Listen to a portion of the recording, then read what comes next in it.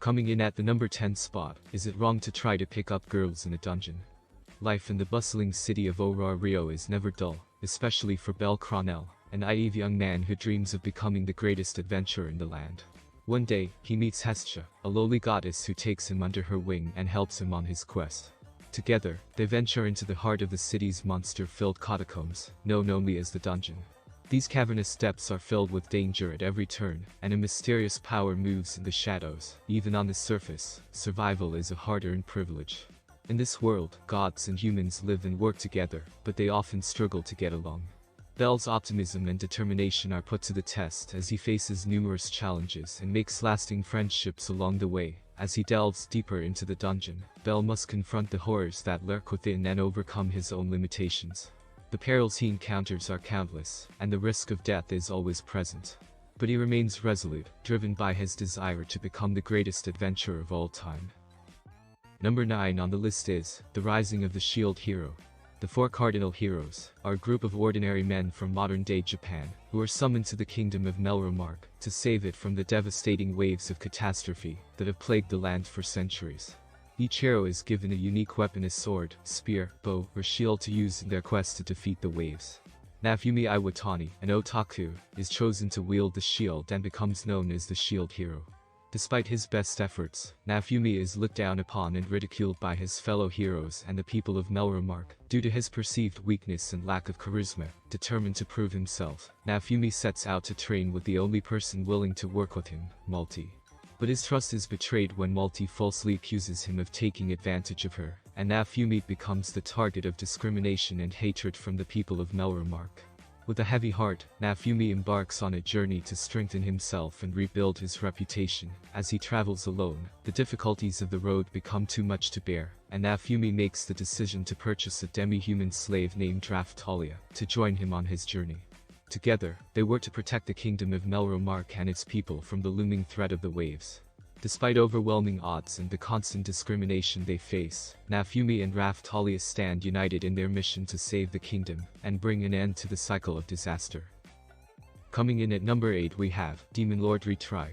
Akira Uno is a humble, hardworking adult who has spent the last 15 years managing the popular MMORPG Infinity game. As the day of the server shutdown approaches, Uno feels a sense of accomplishment and closure, knowing that he has given everything he could to the game that he loved. But as the clock strikes midnight, and the servers are set to shut down for the final time, Uno experiences a strange and unsettling sensation. Suddenly, he finds himself transported into the body of middle-aged Takuto Kunai, the Demon Lord of Infinity Game, a character he created within the game world. As he tries to wrap his head around this bizarre development, Uno witnesses a demon named Griel chase Sing after a young girl named Aku. Without hesitation, Uno dispatches the creature, but is left with more questions than answers. And how is it even possible for him to be here at all? Determined to get to the bottom of this mystery, Uno sets out on a journey with Aku as his guide. Along the way, they encounter all manner of strange and dangerous creatures, each one more fearsome than the last. Coming in at 7 on the list is Arifureta. 17-year-old Hajime Nagumo is just an ordinary otaku, until one day he and his classmates are summoned to a fantasy world and tasked with saving mankind. While his classmates are given impressive abilities that are useful in combat, Hajime is disappointed to find that his transmutation skill is weak and not very effective in battle. Despite this, he remains determined to find a way to return home. During an expedition in the Great Orcus Labyrinth, disaster strikes when one of his classmates betrays him, and he falls to the bottom of an abyss. Miraculously, Hajime survives the fall, but he is faced with numerous dangers and challenges as he tries to make his way out of the labyrinth. As he struggles to survive, Hajime meets an imprisoned vampire named Yui, who is also seeking to escape the labyrinth. Together, they set out on a journey to find a way back home, accompanied by a few other allies they meet along the way. As they travel, Hajime and his companions must fight off fierce monsters and overcome numerous obstacles as they strive to become the strongest in the world. Despite the many challenges they face, Hajime remains determined to return home and reunite with his loved ones. Coming in on the 6th spot is Grand Blue Fantasy II. The Grand Cypher and its crew, on the run from the Erst Empire, are offered a chance to negotiate a ceasefire.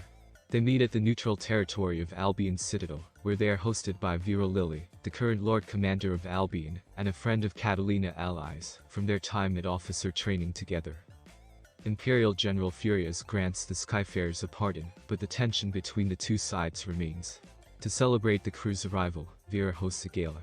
However, tensions continue to run high as Furious and the Earth's delegation stay at Albion, even after the negotiations are over.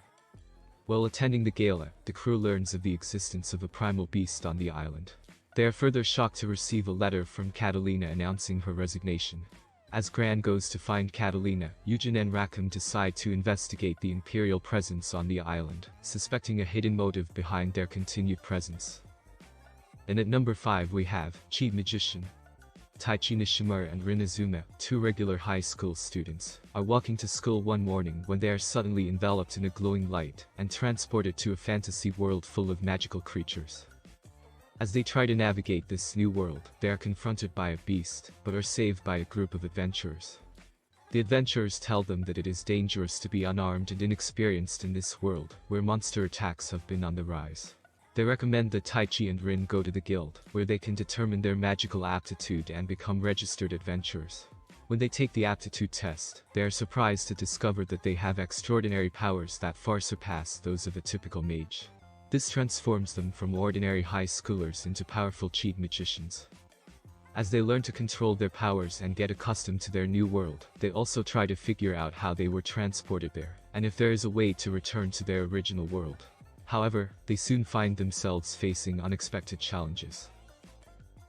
Coming in at number 4, That Time I Got Reincarnated as a Slime. Satoru Mikami, a 37-year-old corporate worker in Tokyo, is unhappy with his single status, but content with his mundane life.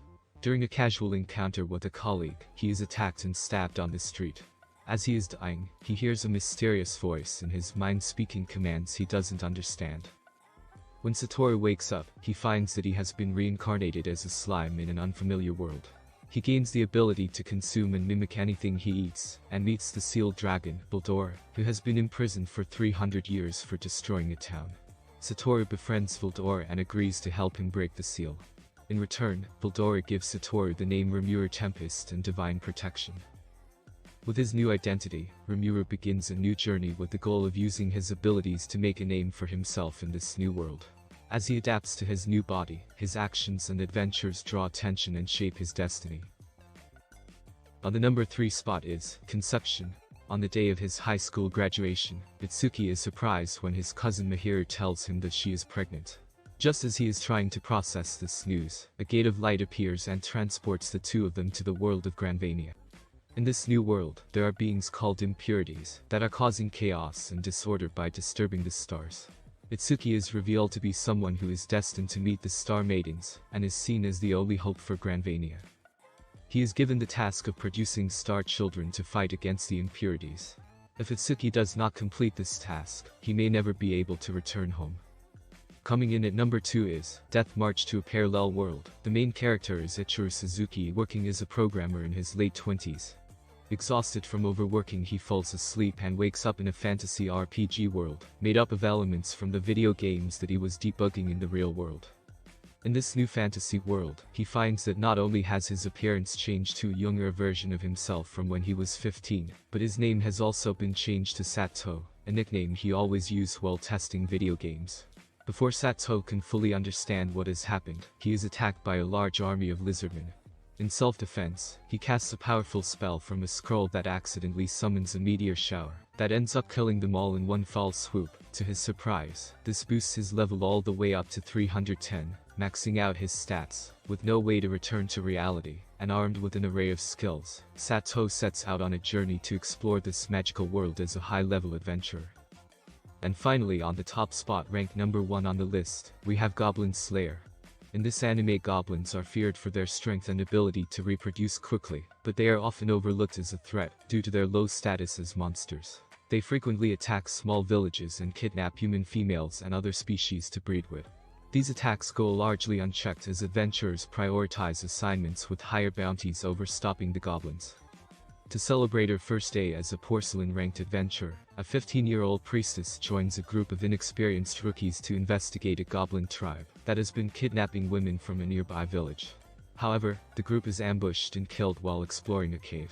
The priestess, believing she is about to meet her end, is rescued by the Goblin Slayer, a silver-ranked adventurer known for his expertise in defeating goblins. He easily destroys the entire goblin nest in the cave, and later allows the priestess to join him as he works with the Adventurers Guild to eliminate all goblins in the area. Along with the priestess, a high elf, a dwarf and a lizard man joins the party.